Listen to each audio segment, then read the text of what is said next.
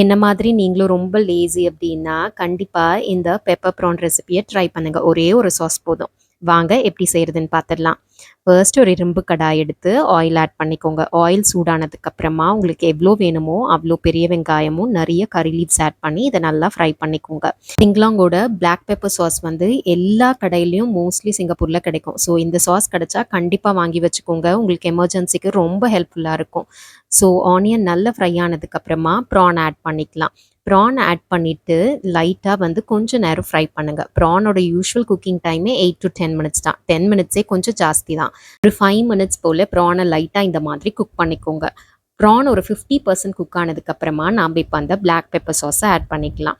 Sauce வந்து நம்மளோட spice லெவல பொறுத்து நீங்க ஆட் பண்ணிக்கோங்க. அதுல லைட்டா கொஞ்சம் ஸ்வீட்னஸும் இருக்கும். பட் ட்ரஸ்ட் மீ ரொம்ப நல்லாருக்கும். ஸோ எனக்கு பார்த்தீங்கன்னா, அரவுண்ட் 800 கிராம் ப்ரான்ஸ்க்கு வந்து ஒரு 4 to 5 டேபிள் ஸ்பூன்ஸ் நான் ஆட் பண்ணேன். ஸோ ஆட் பண்ணிட்டு சால்ட்டும் அதுக்கப்புறம் நீங்க செக் பண்ணி ஆட் பண்ணிக்கோங்க. ஏன்னா அந்த சாஸ்லயே வந்து கொஞ்சம் சால்ட்டும் இருக்கும். ஸோ சால்ட் ஜாஸ்தியாகாம பார்த்துக்கோங்க. இனிஷியலா சால்ட் ஆட் பண்ணாம கடைசியா டேஸ்ட் பண்ணி பார்த்துட்டு உங்களுக்கு எவ்வளோ வேணுமோ அவ்வளோ சால்ட் ஆட் பண்ணிக்கோங்க. இப்போ நம்ம இந்தியன் ஸ்டைல்ல நல்லா கொரியாண்டர் லீவ்ஸ் ஆட் பண்ணி நல்லா இந்த மாதிரி மிக்ஸ் பண்ணிட்டீங்கன்னா, ரைஸ், சப்பாத்தி, தோசை எல்லாத்தோடையும் சூப்பரா இருக்கும். கண்டிப்பா ட்ரை பண்ணி பாருங்க.